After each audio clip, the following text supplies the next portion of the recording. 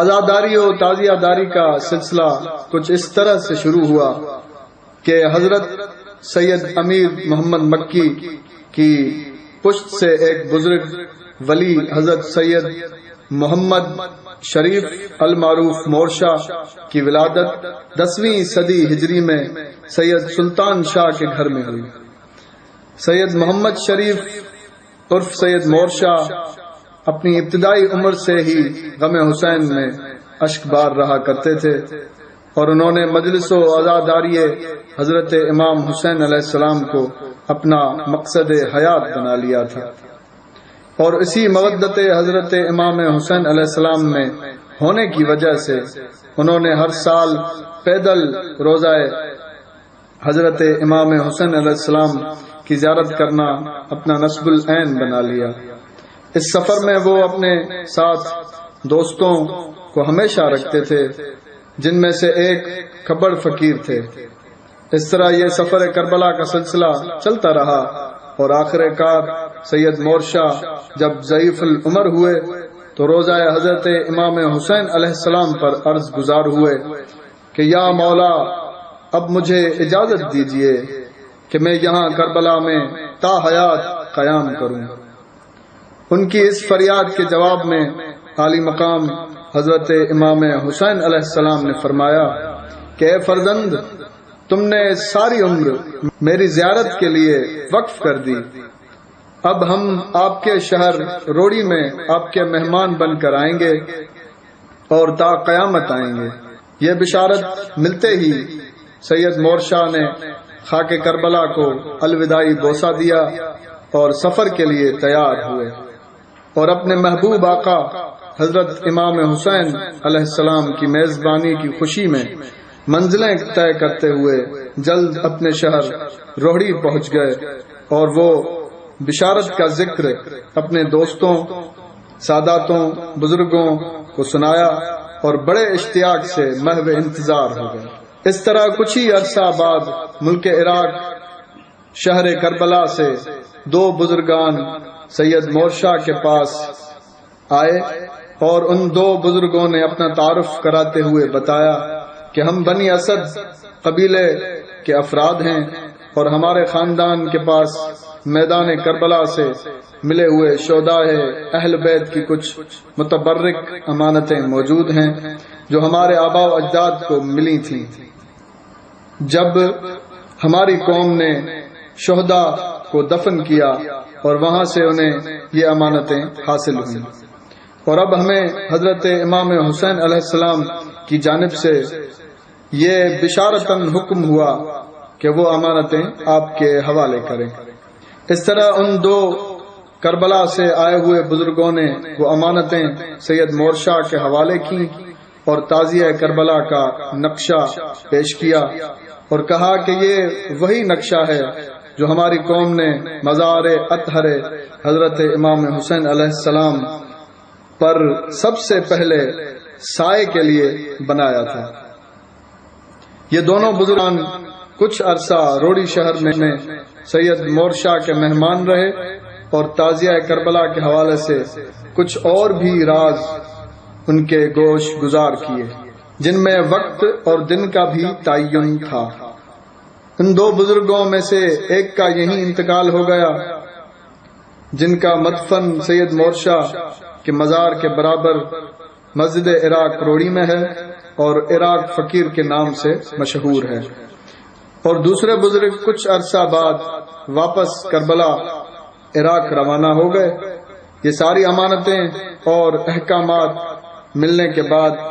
جب پہلی مرتبہ محرم الحرام کے مہینے کا آغاز ہوا تو سید مورشا نے بتائے ہوئے طریقے اور نقشے کے مطابق 8 محرم الحرام کے دن اور 9 محرم الحرام کی رات تعزیہ کربلا کا کام شروع کیا،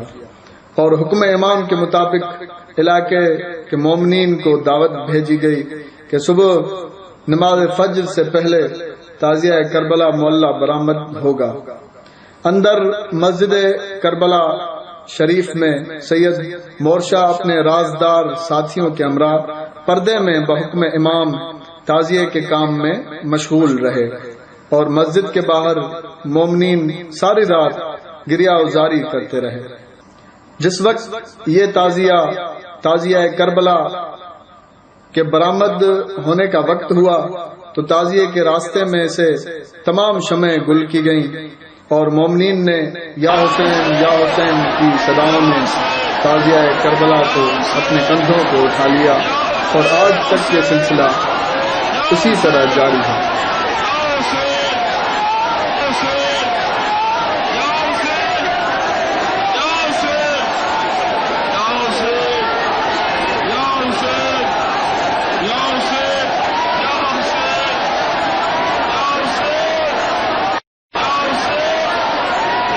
جب تعزیہ پاک آگے بڑھ کر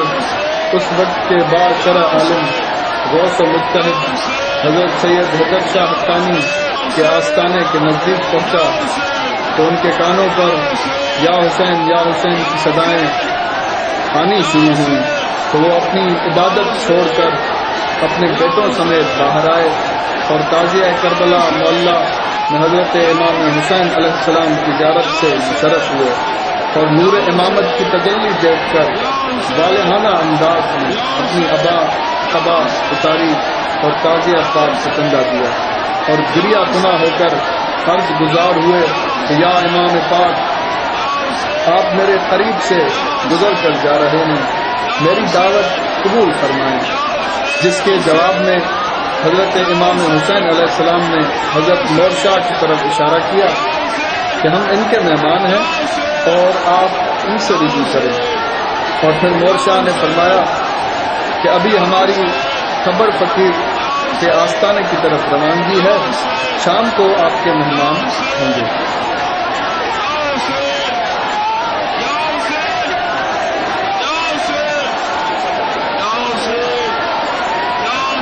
9 محرم الحرام اذان فجر سے قبل رات کے اندھیرے میں تعزیہ پاک خبر فقیر کے آستانے پہ پہنچا اور دوپہر تک قیام کیا۔ 9 محرم الحرام کی دوپہر کو خبر فقیر کے آستانے پہ مختصر مجلس عزا برپا کی جاتی ہے۔ دشت میں رہ گئی تنہا تو وطن یاد آیا، پانی پہ جب نظر پڑی ہر تشنہ دہن یاد آیا، لے کے چلی تھی ہر چیز مدینے سے زینب،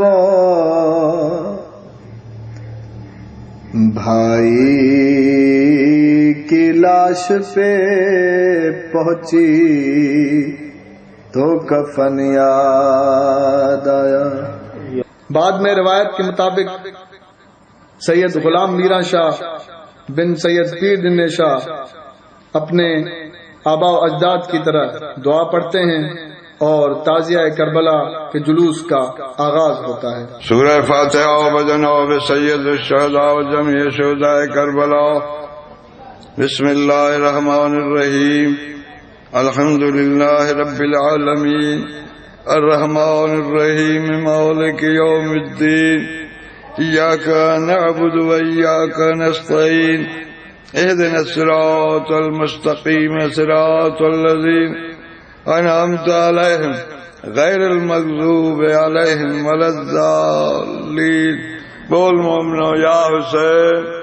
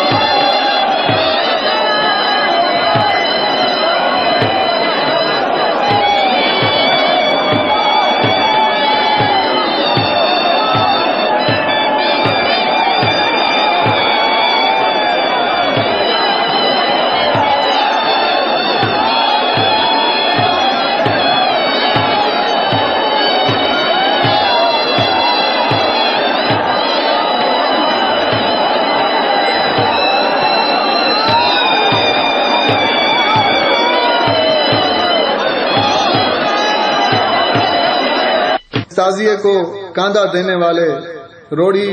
سکھر اور مضافات کی بھٹا قوم اور دیگر سادات و مومنین تعزیہ اٹھا کر اپنی ذمہ داری نبھاتے رہتے ہیں۔ یہ جلوس جب کھبڑ فقیر کے آستانے سے نکل کر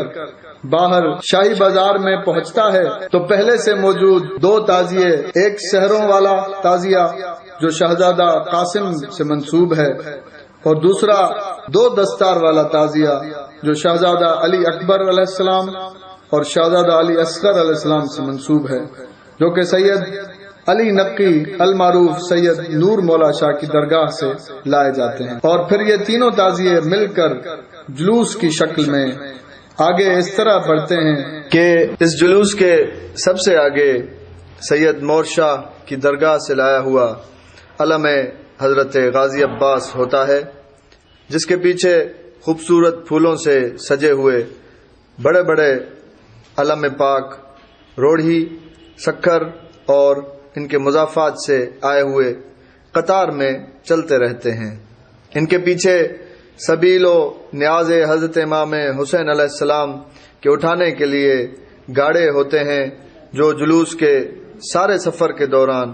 زیارت کے لیے آئے ہوئے مومنین و مومنات میں سبیل و نیاز تقسیم کرتے رہتے ہیں۔ یہ بتانا مناسب سمجھتا ہوں کہ اس کام کے لیے گاڑوں کا استعمال سب سے پہلے 9 محرم الحرام کے اسی جلوس سے ہوا ہے۔ سبیل کے گاڑوں کے بعد مختلف امام بارگاہوں سے آئے ہوئے ذوالجناح شریک ہوتے ہیں۔ ایک اور اہم بات یہ ہے کہ اس جلوس میں روڑھی اور گرد و نواح کے اہل سنت سے تعلق رکھنے والے تقریباً 60% سے بھی اوپر کالے لباس میں ننگے پاؤں ننگے سر شریک ہوتے ہیں۔ مومنین کی کثیر تعداد میں شرکت کی وجہ سے روڑی شہر کے راستے تنگ پڑ جاتے ہیں اور بہت بھیڑ رہتی ہے، جس کی وجہ سے مضافات سے آئے ہوئے ماتمی دستے اپنی اپنی عقیدت میں تھوڑی تھوڑی دیر کے لیے جس کو جہاں کوئی جگہ مل جاتی ہے وہ وہاں کھڑے ہو کر نوحہ خوانی، سینہ زنی و زنجیر زنی کر لیتے ہیں۔ اگر جلوس کا روٹ یعنی راستہ بڑھا دیا جائے تو ماتمی دستے آرام سے ماتم کر سکیں گے۔ کربلا کی یہ سزا ہے، لا الہ الا اللہ۔ کربلا کی یہ سزا ہے، لا الہ الا اللہ۔ کربلا کی یہ سزا۔ ماتمی بٹھایا، مولا سلامت رکھے۔ تمام ماتم اللہ ہی شعر پڑھا پیو ماتمی کہہ اللہ۔ کربلا کی یہ سزا ہے، ماتمی جی شان چھائے بابا، ماتمی جی شان لا کربلا سب بولو سزا ہے، لا الہ الا اللہ۔ او ماتمی مدہوش کافر۔ اس جلوس میں شامل شہری دفاع اور اسکاؤٹس کے رضاکار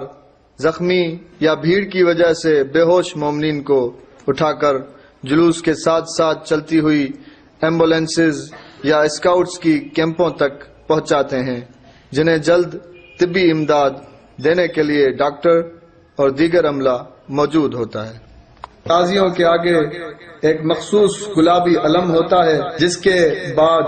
سندھی اور سرائکی میں زاریوں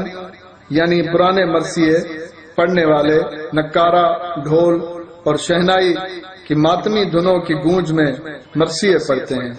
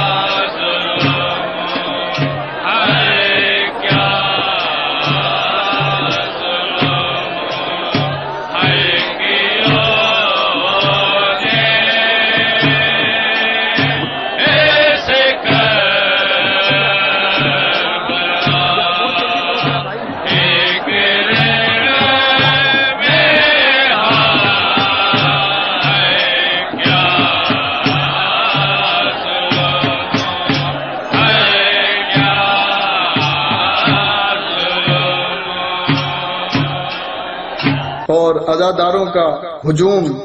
تعزیے کو ہاتھ لگانے، بوسہ دینے اور کاندھا دینے کے لیے بے تابی سے آگے بڑھتا رہتا ہے۔ اس جلوس کے لیے شہر کے افراد بلا تفریق سبیل نظر و نیاز تقسیم کرتے رہتے ہیں۔